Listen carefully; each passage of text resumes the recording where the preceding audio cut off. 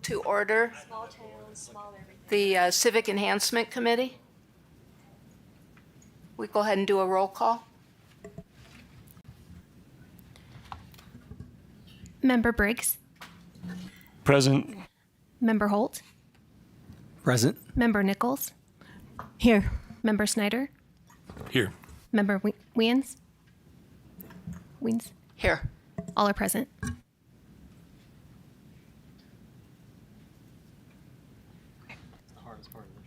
Yeah.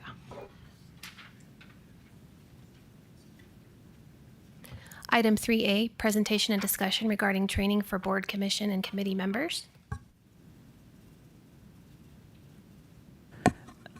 Thank you, members. My name is Matthew Pedracki. I'm the Deputy City Attorney. I'm going to be presenting a PowerPoint that the city clerk put together. She is out of town, so she asked me to kind of sit in and do this for her. And it's kind of a general how-to of running a meeting. You've probably all attended the open meeting law training that the legal department does. And as you know, Arizona has open meeting laws. And what those are statutes. Laws written by the state legislature. The open meeting laws are commonly referred to as sunshine laws. The idea is to allow transparency of public meetings. So today you're having a public meeting. So the public is invited to attend. The public can take pictures. The public can videotape this. The public can listen to it. They don't necessarily have a right to participate in your decision making, but on some issues they do. And one of the things that we'll talk about today is allowing public comment on agendized items. But what we were seeing throughout the city is kind of different committees doing different things. And what we're trying to do is kind of universally pull together how a meeting is run. So that's what today's training is really focused on. So if I can have the IT gurus go to that first slide. So again, a lot of this comes out of the open meeting law in Arizona. And cities have to provide agendas 24 hours ahead of any meeting that you have. And the agendas need to be followed specifically. So all agendas must be followed as posted. That means you can't go off agenda. You have to focus on what is agendized. Now, there will be times when you may want to take items out of order, and that's okay, and you're still compliant with the open meeting law because you've got your 24-hour notice done. And sometimes somebody's running late or hits traffic.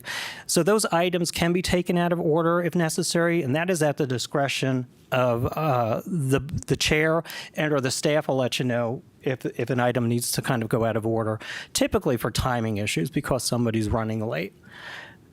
If an item needs to be moved to a future meeting, you're expected to make a motion to postpone the item or defer to a date certain.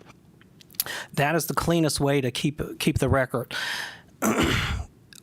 Only one subject may be before the committee at a time. So you're going to focus on whatever the agendized item is. You're going to take that to its logical conclusion. That's either going to be a motion for an action item, or if you're not ready to make a decision, a motion to defer an item, or a motion to set it for the next meeting or a meeting in the future. Discussion on topics which are not on the posted agenda is strictly prohibited by the open meeting law. You just can't do it. If you do it, you have a violation. And we'll be hearing from the Attorney General's office. The Attorney General's office has a team of attorneys called OMLET. It's the Open Meeting Law Enforcement Team. And they will certainly knock on our door when they get a complaint that there has been a violation of the open meeting law. And then we deal with that. If we can go, I know you already did, thank you, to the next slide. All right, so staff liaisons shall read the item. So is that going to be you typically, Mary Kay? So like she did today, she'll read the title of the item and introduce each item, and discussion will take place generally as follows. The staff will present the item. The committee will discuss the item. You take public comment if there is any. And the general policy of the city is to limit speakers to 3 minutes each.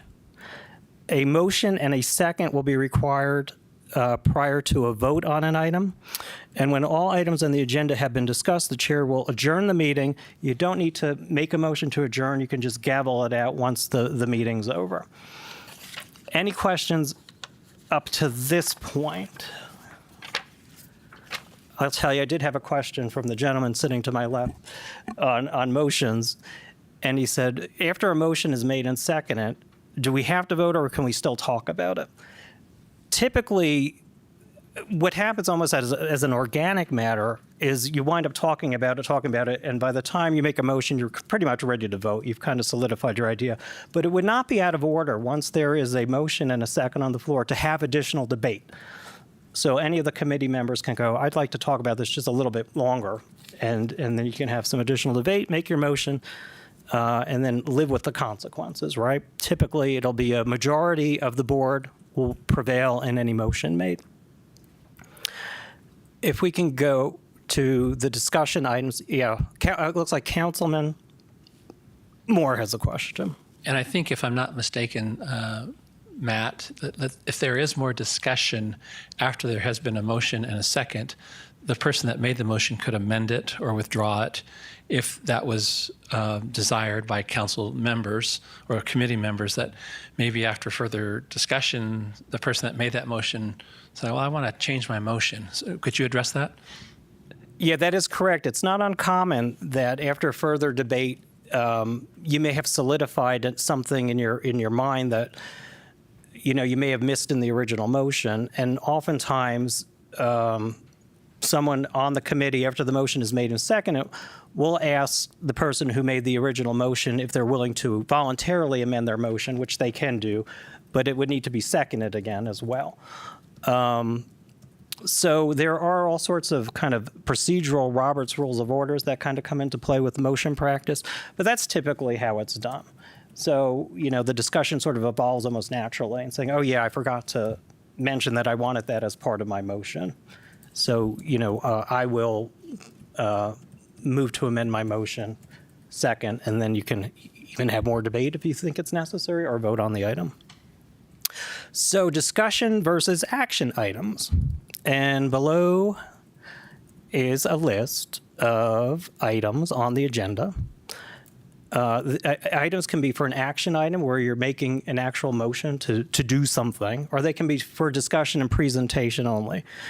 Today's training is basically a discussion item, right? You're not going to be voting on anything necessarily. So those items will be listed out kind of on the agenda, so you'll have an idea of what you're looking at. When it's a discussion item only, the staff will do the presentation. The committee will then discuss it, and the chair can take public comment. On action items, the staff will present the item.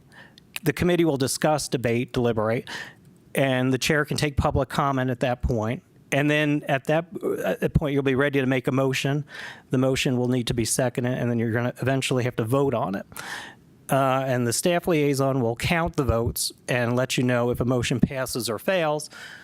I would think for almost everything you do, a motion will pass on a majority of the council. There are some strange exceptions to the council themselves on supermajority votes on planning issues that sometimes get a certain amount of opposition and things like that, but I don't perceive that as being anything you're going to have to worry about. So making a motion, what does that look like? If a committee member wishes to speak, they must be recognized by the chair. A motion can be made by any member of the committee, including the chair. And the motion should be in a format similar to this. I move to approve, deny, defer, whatever the action item is.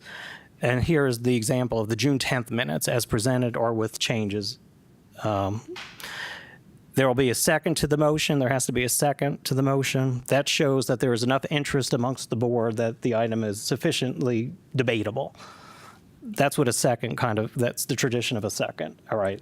At least two people want to talk about this. It's important enough. The staff liaison will kind of call out for the vote, all in favor or anyone opposed. And then again, you'll take your votes, and then the staff liaison will let you know whether it passes or fails.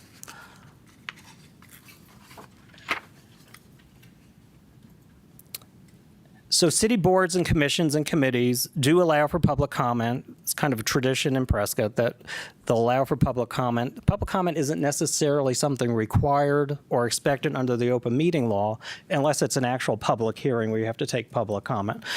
Prescott is a little more liberal in that they want to present or allow for the public to chime in on an item and give them kind of their 3-minute shot at trying to persuade you or otherwise inform you as to what their thoughts are on a particular item. So for public comments, members of the public must complete a comment card. Do you have a, want to hold one up and say, where are those in the room technically? They're typically in the back by the door where the agendas are, and there's some pens back there too. Okay. So the member of the public will fill out the comment card. When the chair has opened the floor to public comment, the staff liaison, here Mary Kay, will call each person separately and give them 3 minutes to speak. Members of the public may only address the committee regarding the item being discussed. Again, that's kind of an open meeting law thing. Is that it? Is there one more or not? I'm not seeing another one. So, all right. So that's kind of it in a nutshell. The idea of kind of how to run a meeting, how to take motions. I think you guys are fairly familiar with it. I know it's a newer committee because it brought together three committees into one. So it'll be an interesting kind of range of discussions for you all. Mr. Moore has another question or comment. Well, another comment, if you don't mind. As the council member that's assigned to serve on this committee as the liaison, I think it's important, and we have this confusion, I think, sometimes on the public's perspective, that when an item is being presented, the item is presented by a staff member, not by a member of the community. Okay? So a staff member will usually stand up here, and will present the item that's on the agenda. It won't be a member of the community that's standing here presenting. That's the proper procedure. And so members of the community are allowed to speak to the subject through a comment card for 3 minutes, but they're not the presenter. They're making a public comment, okay? And that's the same in this setting as it is in a city council meeting. So for example, when we had our city council meeting a little over 2 weeks ago, where the placement of the donated art was being discussed, the presenter was here, okay? And the presenter is staff. It's not the person representing the project. They don't present the project. They can just comment on the project. So I just want to clarify that.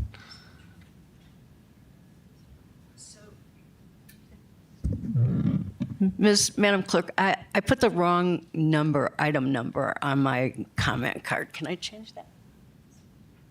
Did you want to take public comment at this point? I'm done, so that's up to you. I have a question. Yeah. So the other day I was at City Council and I saw an a motion being made and a second, and then a pretty long discussion, and then another motion being made. Don't you have to end the previous motion before you could make another motion? I think that kind of goes to Mr. Moore's point of you can ask somebody to make a friendly amendment on the floor. I don't know specifically which one you're referring to. So I guess the answer is it depends on how it comes up in the context of it. Typically, there's a motion, there's a second, and then amendments can be made as part of the debate, as long as the original person makes the amendment and the person seconding agrees with it. Do you remember what context it was in?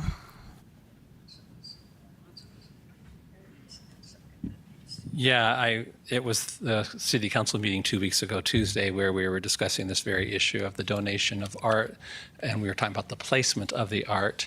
And in a previous city council meeting, we had voted to accept the art. And then in the meeting 2 weeks ago, the mayor made a motion to reverse the acceptance of the donation of the art. And that's the motion that passed. So it was a complete reversal of the results of the previous meeting where we had accepted the donation. They reversed that. And they basically said, we're giving the art back. At this point, we're going to figure this out before we go any further. So that was what it was related to. I'm not sure that was the one, but I do remember that too. Yeah. But I think it was an amendment being made. I mean, I keep saying that. A motion being made, and then there was a second, and then there was a lot of discussion, and it wasn't good discussion. It was very, a lot of issues with the discussion, so it went on a little while. And then another motion was made and a second. And I always thought you had to at least amend the first motion instead of just making another motion. Yeah, that's probably technically correct. Yes, I would agree.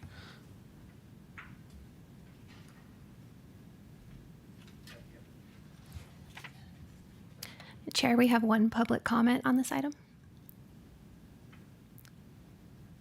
Member of the public, Barbara Nelson. And just a reminder to keep the comments to 3 minutes, please. Good afternoon, committee members and chair. So I would like to take issue, if I could, with this open meeting law and meeting process. It appears almost as though the process is required under the Open Meetings Act. I would argue that the first 3 items are not required by the Open Meetings Act. It is not required that the staff present the item. It is not required that there be a 3-minute public comment period, and 3 minutes seems really draconian to me. That's barely enough time to say your name and go, good afternoon. So those are not required by the Public Meetings Act. And it seems to me like the committee should make its own rules about how things are presented to it and how much time is given. I would note that at the council meeting that just occurred, a 10.5-minute presentation was made not by staff and not by whatever the liaison, but by the person who of interest themselves. And I would say that that nobody, not the staff, not the liaison, nobody is as interested and knowledgeable and passionate about their presentation and their item as the donor. And I don't believe that this procedure allows for the committee to get enough information to make a thoughtful, informed decision. I believe the donor should be given the opportunity, if they want, and if the committee feels there's time, to make the presentation. And I believe that, and I think that the committee should make its own rules for procedure and not have them dumped on them from above or wherever they're coming from. So that is my hope that that will occur and that the committee will take issue with these procedures that are being made for them. Thank you.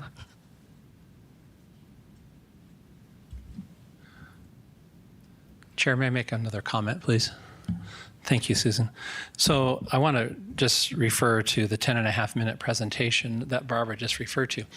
So in the agenda packet for a city council, you have, roll call, pledge of allegiance, invocation, and then you have a section for presentations and proclamations, and then call to the public, and then you go into the consent agenda and then the voting agenda.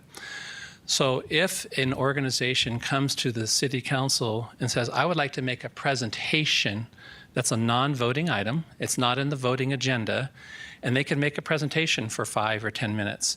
They didn't have to fill out a comment card and turn it in. It was an agendaized presentation. That's allowable. But if you're filling out a comment card, you have a 3-minute time frame. So there's a difference between a presentation and a comment card, and I just wanted to clarify that. Why does it have to be a non-voting item? That's what a presentation is. It's just information. Yeah, That's what a presentation is. A presentation is just information. We're sharing information with you, council, about our organization. We've had Catholic social charities come and present what they do in the community. We've had different organizations come and say, this is the value we bring to the community. We just want you to know what we're doing. They're just sharing information. It's not a voting item.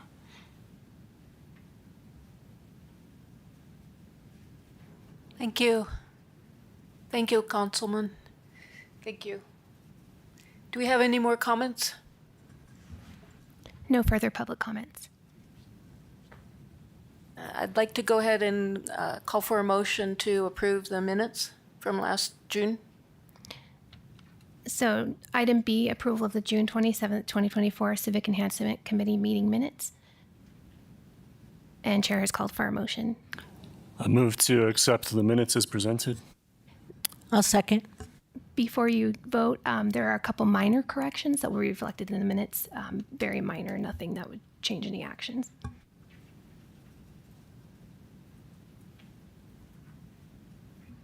All in favor? Aye. Aye. Aye. Aye. Opposed? Passes 5-0.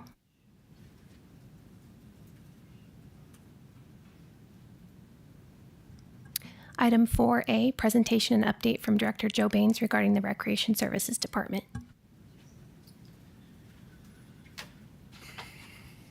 Thank you, members of the committee, members of the public.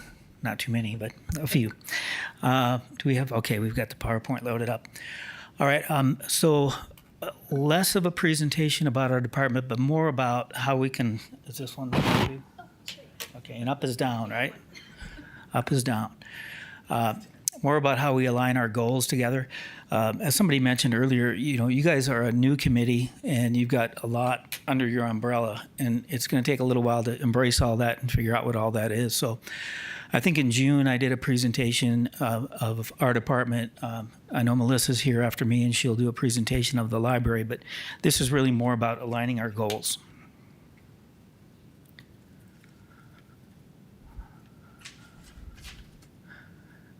Okay. All right. Thank you, IT. Wanted to go over our core goal, our missions and goals for our department. And we really take these to heart. These are the core of what we do: to preserve, protect, and enhance the parklands, public open spaces, trails, and lakes of the city of Prescott for the benefit of its citizens and the ecological health of the region.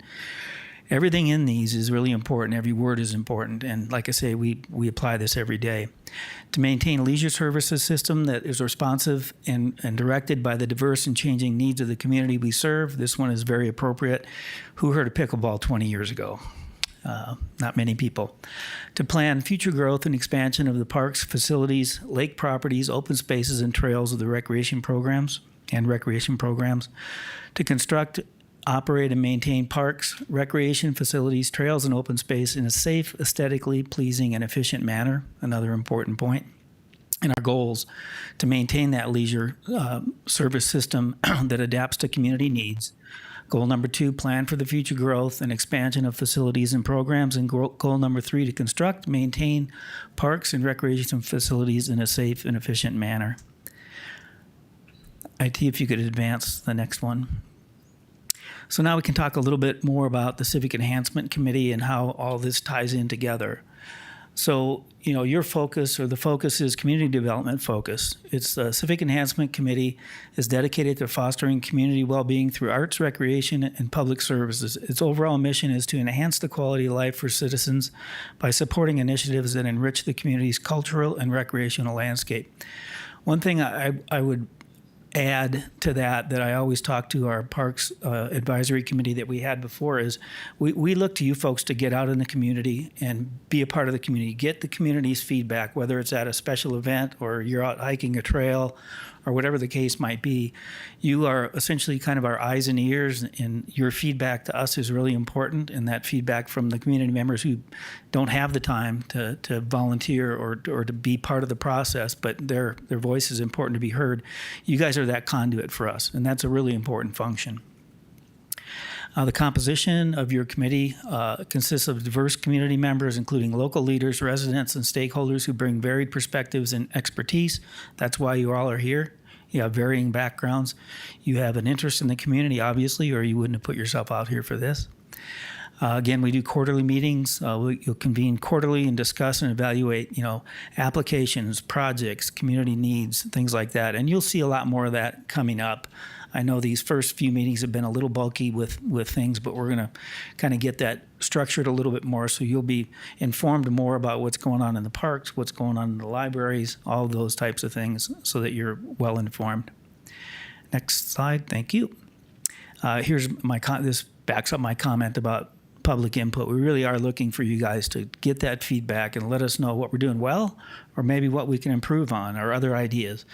A lot of the ideas in the park system have come from citizens to say, hey, what about this? I'll use pickleball as an example again, too. I'd looked into pickleball about 10 years ago and could see that it was an emerging trend, but we had a group of citizens that came to us and said, hey, we really would like to build some pickleball courts. We want to invest in it. We want to put some money into it. Will the city help support it?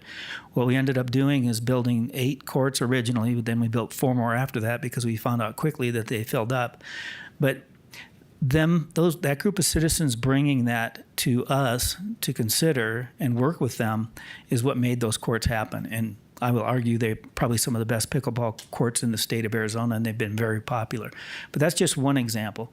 We don't think of everything. That's why we really rely on you guys. We rely on the public to let us know what's working, what's not, and maybe bringing new ideas to us. And how we align our goals. You guys are playing a vital role in shaping the future of Prescott by making informed recommendations that address community needs and enhance public services.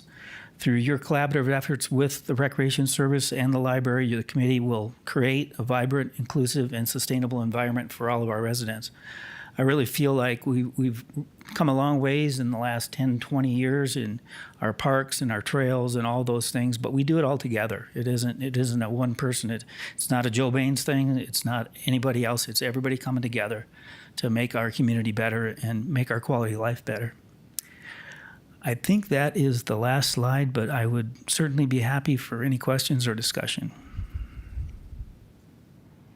Joe, I have a question, and it's somewhat related to the previous presentation on the meeting rules. And it's unclear to me when we discuss things and when we don't. I mean, let's say a member of the public, let's say we're out at an event and someone comes to us with some suggestions. How do we get those to staff?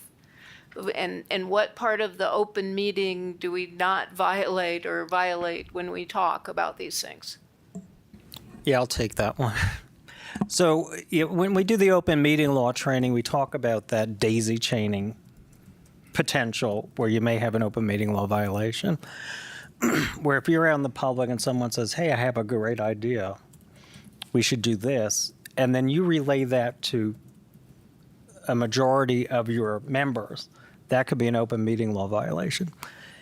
But if somebody comes to you with an idea, what we tell people to do is send that idea to your staff liaison, and they'll share it with everybody. And they'll, whether it makes it onto a future agenda or not, that's kind of how you do it. It's utilization of your existing liaison to run things through, as opposed to going out and having separate conversations amongst each other. And I don't know, how big is this board? So if 3 of you have the conversation, you've proposed a legal action, and now you violated the open meeting law. So the idea is, if you think someone's presented you with a good idea that you think the this committee might be interested in, then I'd say share it with your staff liaison, and then they'll figure out how to disseminate that information in compliance with the open meeting law. Right, and potentially get that on an agenda so you can all discuss it in public. Something else I want to touch on briefly, back to you representing the city with the community, is we'll be getting you guys some name tags so that if you are at a special event, that people can kind of identify you, and maybe you're more approachable that way. Totally optional whether you want to wear them or not, but we do a lot of special events around the city, whether it's Earth Day or 4th of July fireworks or whatever it might be. So we'll get that in the meeting minutes, and the next meeting we'll have those for you so you can be identified when you're out in public. Thank you.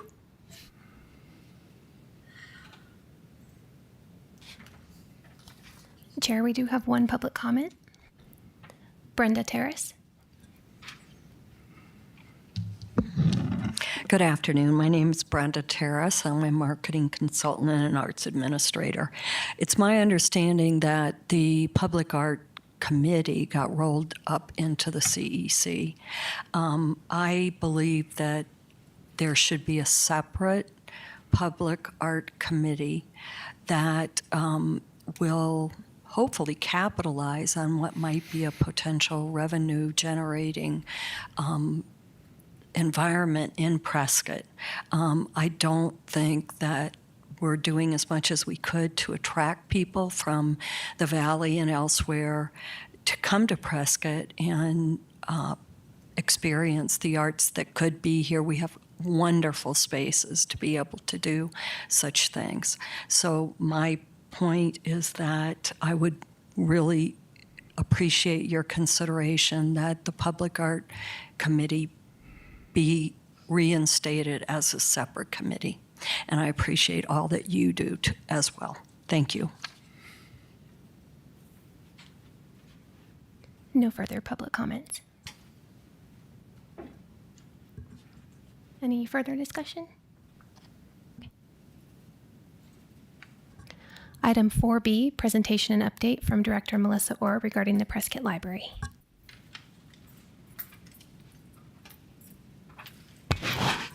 Thank you.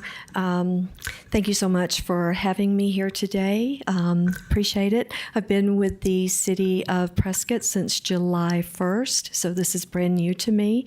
I appreciate the opportunity to come and talk a little bit about the library. I'm not sure how much this committee is aware of it, so I want to be able to give you a broad overview. I have lots of slides, but I'm going to go through them very quickly. Just this way, if there's any questions in the future, we're able to go over those, and I'd be happy to come back and make additional presentations at that time. The Prescott Public Library, if we can go to the next slide, please, has been around for a very, very long time. It was one of the original libraries in the state of Arizona. I'm not sure if everyone's aware of that. The first building there to your left is the Carnegie Building that was built in 1903. Currently to the far right, you'll see the current building that we're in and have been in for 50 years this next year. So that's a picture from 1975. You can tell with the old car there in front of it. And then the current original building, I believe, is being used for law offices now. So you can see there's a big history of the library in this community. Next slide, please. Our mission, as Joe mentioned, the library has a mission too of connecting community members with innovative value-added services to increase the quality of life and strengthen the fabric of our community. We do this each and every day. Next slide, please. This is a picture of the current library, and as I said, 50 years in that building will be next year. It's had lots of upgrades. We currently have the building open 7 days a week, 61 hours a week, 357 days out of the year. We have 21.5 full-time staff members that are permanent, and we have 11 part-time temporary staff. And this volunteer number is a little under. It's actually, we have over 120 volunteers, so we have an amazing volunteer corps in our community. Next slide. This is an example of what we do in a year.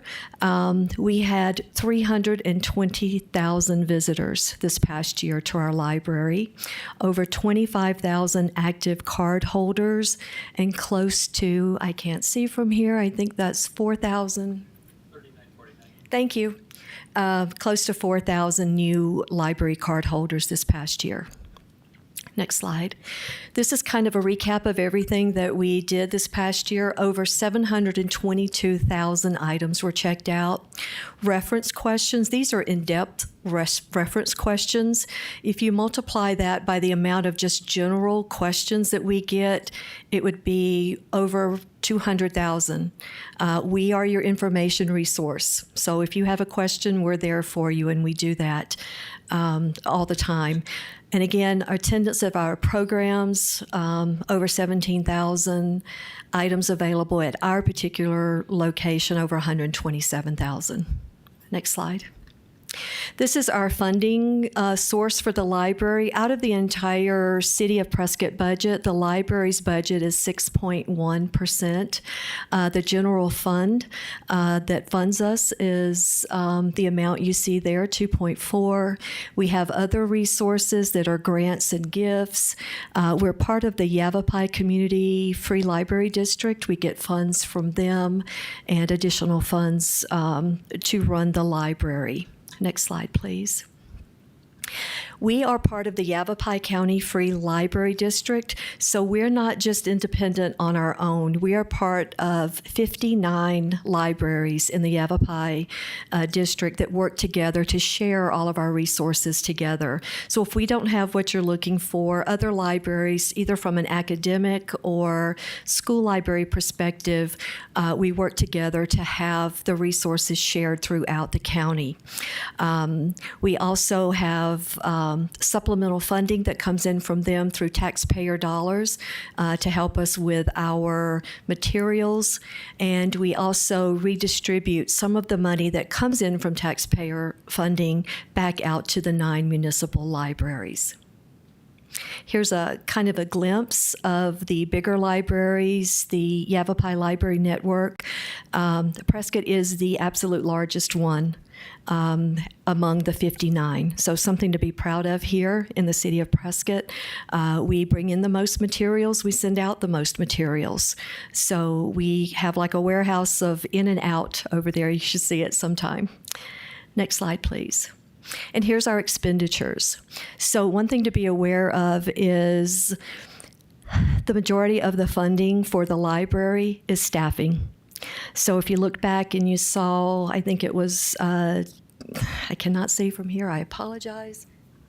2.4, 2.1 is personnel expenses that we have spent, and we have to rely on outside resources for a lot of the things like programs and the things that we bring into the library. So just something to be aware of. Next slide. We have our Friends of the Library. They are the main outside resource for us. They work together to do fundraisers, and the majority of everything we do as far as programs and outreach and new items to our libraries that come in, youth services, things that we get, come from this organization. We would not be able to operate if not for them. We also have our amazing volunteers. So behind the gentleman at the top is what we call Lucy. She is the machine that brings in all the materials and sorts them, and then they go from there out to the main county library for further sorting that goes out to the other 58 libraries in Yavapai County.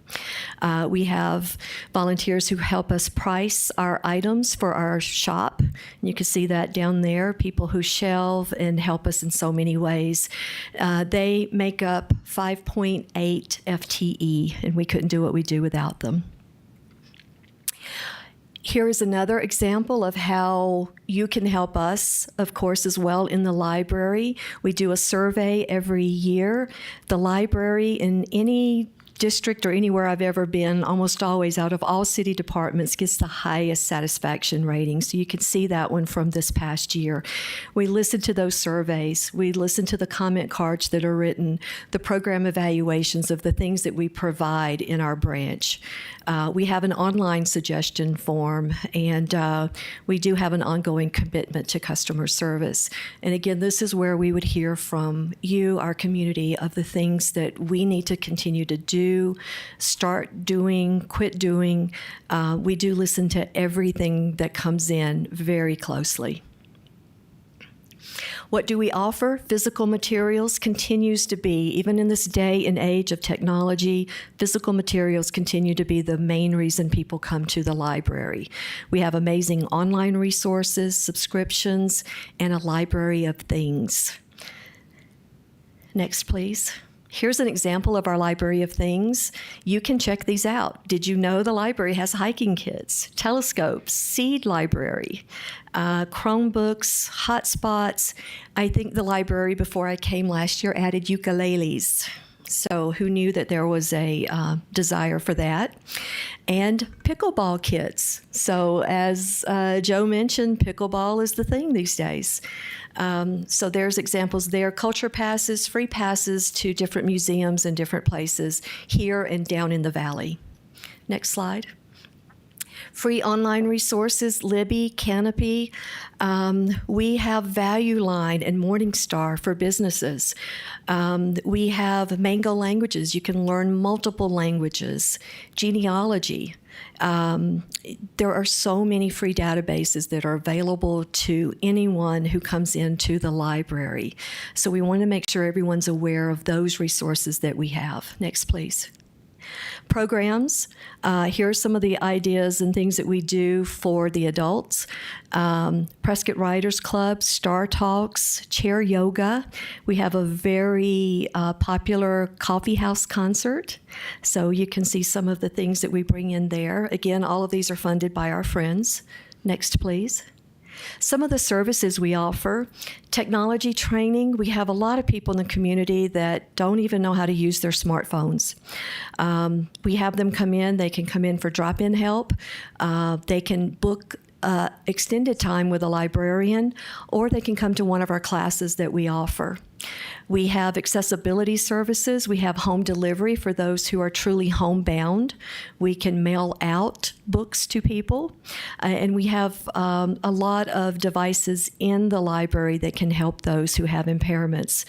We have added in the past year a community services specialist, and she is someone who can help you with more in-depth issues. We've had her help with people who come new to town and find out that they don't have the services they thought they had, and she's able to connect them to those resources.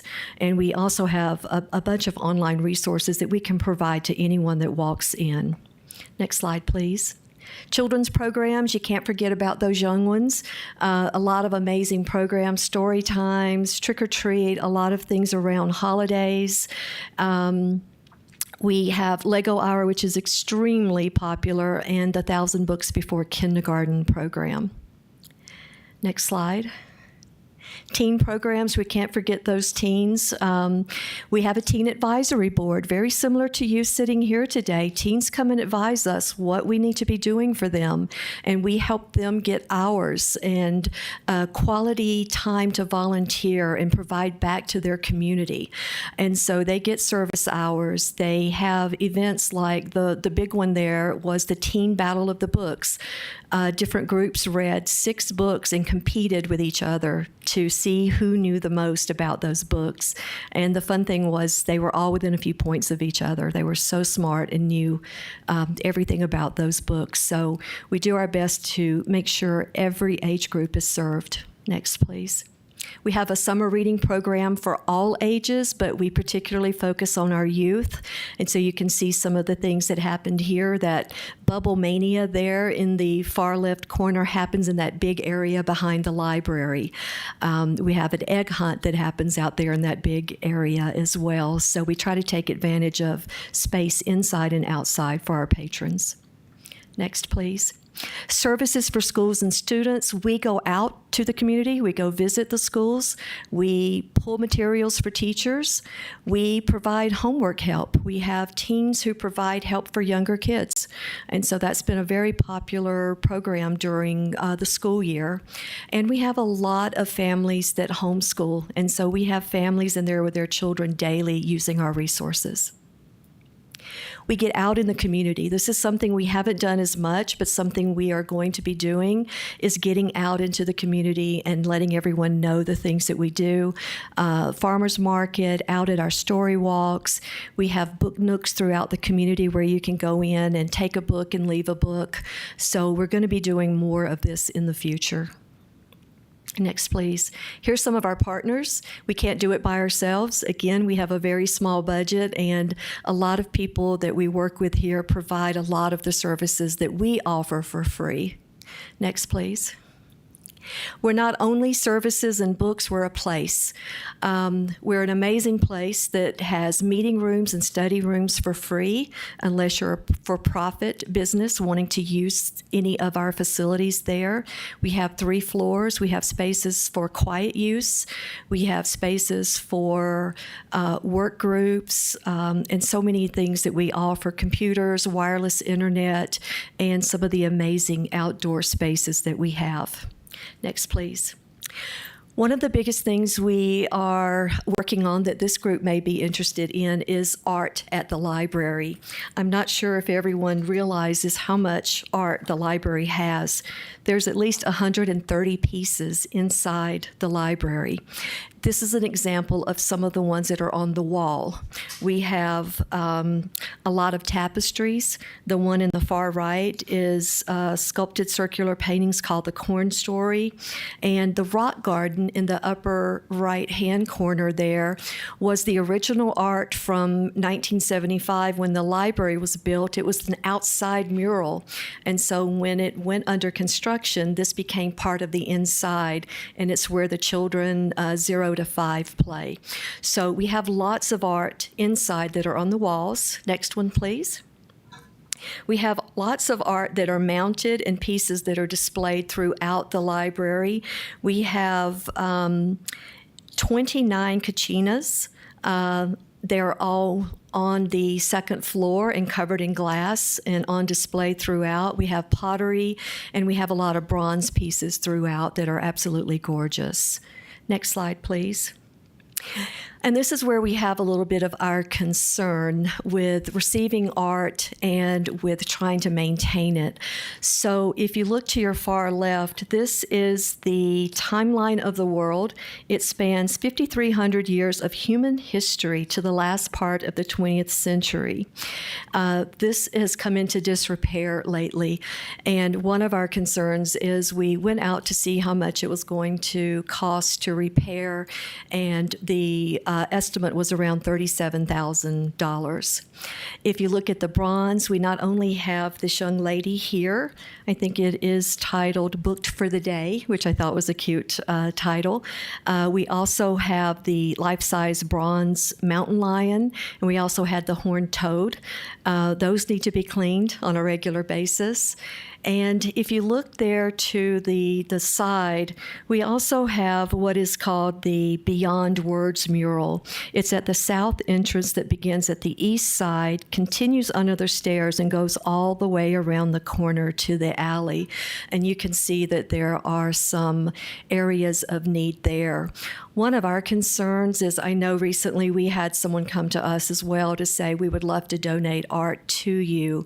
And it gets back to, unfortunately, how do we maintain something like that when they are being offered to us? So those were some of the things I wanted you to be aware of. We love the art. We love the programs. We love everything that our library offers. As you can see, our budget's very limited, with the majority of it going mostly to employees and staff.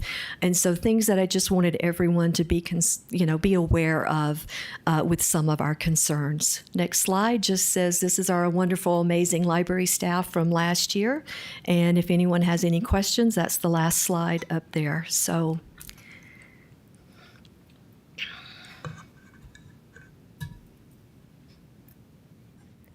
Any further discussion or questions? Thanks for everything you do for the community first. Second, you mentioned that you have facilities available for business, as long as it's not a for-profit business. I was wondering if you'd considered renting for a fee to for-profit businesses as a way of getting revenue. We do. It is for profit. So if there is a for-profit business, there is a scheduled fee depending on the room that you're looking for, the technology available, the size, that sort of thing, and depending on the hours of time that you're looking for it. So yes, we do that. Awesome. Thanks. Thank you.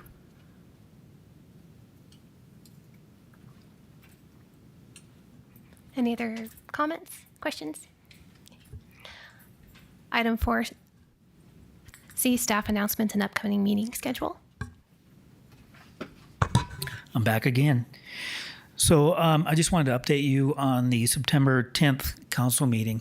What happened at that meeting was they rescinded the art donation that you guys had forwarded or recommended to council in order to get the art donation policy looked at again comprehensively.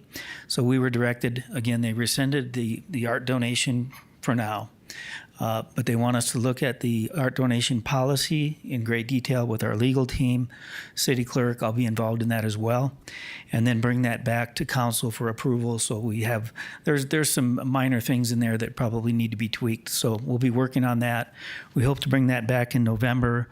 After we bring that back to council and council approves the donation policy, then we will contact the artists that have proposed art donations and reach out to them and then schedule them to come back to this committee and then work it back through. So really just a little bit of a step back, but understandably council wanted to look at the policy and make sure that we've covered ourselves and make sure that we have all the tools we need to accept the art and live with that for, as Melissa pointed out, for the next 50, 100 years and respect that art as well. So I think that is pretty much my update, unless we had something else, Mary Kay? I just wanted to mention that for additional resources or training on boards, commissions, committees, you can always reach out to us at the clerk's office for further reading or information. You can just email us at city.clerk@prescott-az.gov. And also the next scheduled meeting is going to be December 19th at 3:30 p.m. And Chair, if you don't have anything further, you're welcome to adjourn. If there are no other questions, my understanding of the first presentation is I can adjourn the meeting without a motion. Meeting adjourned. Thank you.